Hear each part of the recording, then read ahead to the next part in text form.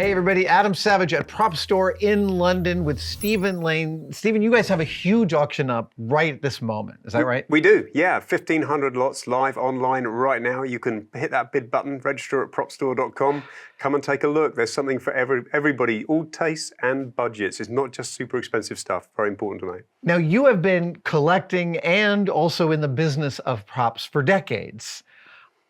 And yet I'm pretty sure that you're excited about a bunch of stuff with every auction. And I'm also guessing that you're particularly excited about this thing. I love this thing. Yeah, I mean, this is just an astonishing thing to uncover. I think, more often than not, one of the most exciting elements of what I do is the fact that we don't know what's out there still. We don't know what's yet to be discovered. So a year ago, I was on TV promoting last year's auction, and literally that afternoon, somebody phoned us up and said, well, we've got Rutger Hauer's coat from Blade Runner hanging up in our wardrobe. Is that got any value? And we're just like, well, hang on a second, really? Are you sure about this? And look, to be fair, we do get quite a lot like that. You know, I've got Darth Vader's helmet, comes in, it's just a product. It's a Dawn post. That's right, yeah, exactly. But it's got 1977 20th Century Fox stamped in it, it's got to be real, etc. So, you know, initially we have to be a little bit wary. Don't get overexcited, but it was just having an essence of the fact that this could still be out there. And so we then received some photos, and we're just like, oh my, I think this is it, because it's been gone forever. Nobody's known where Nobody's seen it. No, nobody's seen it. And so we picked it up literally within a few days and bought it in, and it's got a great backstory to it as well. This was actually given away by the production after filming, just after the film came out, for a charity auction. The lady who bought it in, or the lady who had looked after it, it was her husband who had actually won it in that charity auction. He'd sadly passed away a number of years ago, and the family had just kept hold of it. So here is the coat from the film that has never seen the light of day since filming, just coming into Propstore, and nobody knew where this was or that it existed. It's phenomenal. It's in incredible shape. I know that to the camera, this may look somewhat weathered, but structurally it seems perfect. Oh, it's really good. Yeah, I mean, look, it's got some age and some distressing here that you can see that is more age-related than film production distressing. Yeah. So we're all aware that, of course, they're going to make this look dirty. You're going to give it the feel and the look of the environment that it's required for. So we've got a little bit of that there, but at the same time, yeah, I mean, it's a leather coat, so leather is a reasonably stable material. You don't have to do too much. You want to make sure it doesn't dry out too much, doesn't crack and harden over time. But in general terms, that, you know, it's still got loads of life in this, loads of flexibility in it. You can see it there. There's no sniffling of that at all. No. And then I feel like that this is an addition. I mean, this has got to be some sort of rubberized trim, I think, that's been stitched onto it. Yeah, hand stitched, really. Yeah, hand stitched. You think? It looks possibly hand stitched on there. Oh yeah. Wow, it's really hard to see. I can see actually.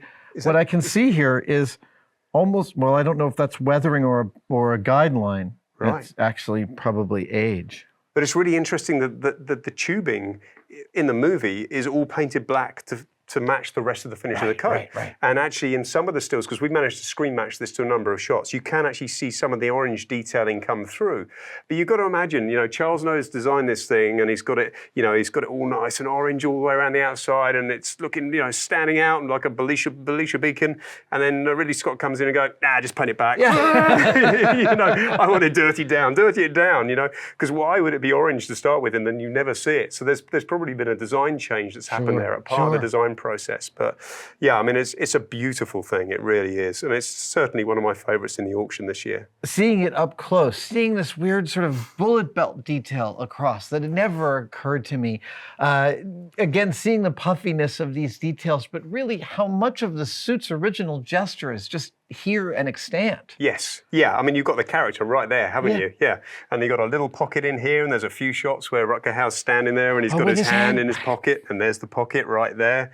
You know, and I think there's every possibility that this is one of a kind. You know, I feel like there were very few multiples from what we know that were made of the principal costumes. Oh, interesting. Because a number of these costumes have come to market. Charles No actually had an auction about 20 plus years ago, and there were a few of those pieces that came up. Some of Rachel's coats and costumes as well. There was a decorative trench coat, shirt, and all of that sort of matched up. So it sort of feels like, did they only have one of each of these because they were so complex to make? You know, probably tight timelines and budget and everything else that goes with it. So maybe this is one of a kind. I think there's a high probability for that. I love the, I have an old leather jacket that is getting this kind of silver seal look to it. It is, I know it might, as you said, more age related than film weathering related, Possibly, and yet it actually befits and looks great on this piece. Yeah, it does. I mean, maybe there's some Fuller's Earth or something in there, or something that's been dressed onto it to give it some of that sort of dusting look. And I love these clasps here as well. I mean, what are these? These clasps I know are somebody, insane. one of your guys is going to identify what these are, but I mean, I have no idea what that is, and it's almost got like a sort of very Oriental, sort of Japanese style design to that, hasn't it? Yeah, I mean, that is magnificent. It's Yeah. like a key, and you can, Yeah, you rotate it around and it just pops out. And actually that sort of, I mean, we can probably have a look at some of the inside here as well. Let me just rotate this clasp as well. Right. Let's do this very carefully. Let's just have a look at that. So obviously we're under, forget the mannequin, but you can just see the way that this has sort of been pieced together, can't you? Stitched together. And they did a sort of return here, patchwork. but just enough so that you didn't have to worry about what you were seeing, but then they let go of all the artifice back here. Yeah. I mean, that's lovely, isn't it? Just to see the way it's all been constructed, all the different pieces of leather that have come together to create it. Wow. Yeah. I mean, it's just glorious, isn't it? It really is, and I end up feeling like I see harbingers of Alien Covenant. There's the piping on the Alien Covenant suits. I know it's another Ridley Scott, but it's not Blade Runner. I think it's influenced film subsequently, hasn't it? Yeah. You know, so you're going to see essences and elements of this. Yeah, the back's interesting, isn't it? Let's spin it around I think here, we can probably just spin it around.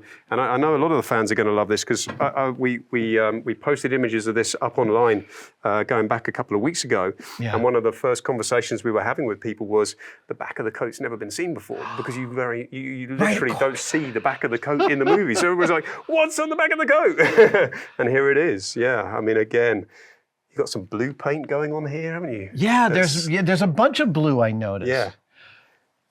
This is incredible. And then down here, all these extra panels and pieces. I mean, they've gone to add so much detail. Yeah. Yeah, I love this around on the elbows as well. These are my favorite stories. The one of a kinds. It's almost like you get a couple times a year you get to go to that barn find car that shouldn't exist and find the piece that no one's known about for decades. I think that's the thing, you know, as I'm a collector, as that's where I started. Should we spin it back around again? Yeah. As that's where I started, you know, I think that's what gets, you know, the juices flowing for me is it's about the discovery, isn't it? And it's about knowing that once we've discovered it, it's now documented, it's now out there for people to learn about, and we know moving forward, this is going to be preserved, isn't it? You know, this is there now. One of my favorite things about these videos is I'll go and look at the comments and you'll have people go, oh, I didn't even know that was a thing in that movie. I went and watched that movie and that's one of my favorite movies now. And again, I just feel like, oh, this is the whole pipeline, right? Yeah. It's the enthusiasm, excitement pipeline. And like Rutger Hauer, his performance is so central and critical to Blade Runner's whole mood. And this jacket is part of it. This coat is really a key part of that performance. It is, yeah. I mean, it's the Charles Noe design there. Again, it's very distinctive. You can feel it in the world there as well.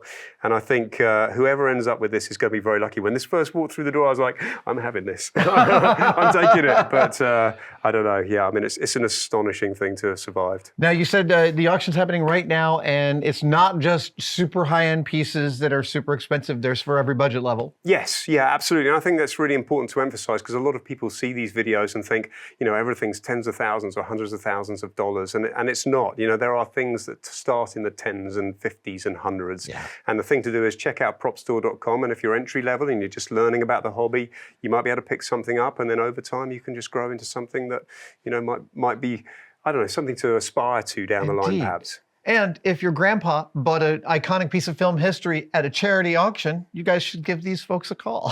Thank you. Yes, absolutely. We want to hear about more. Oh, thank you for letting me see this thing up close. Thanks, guys.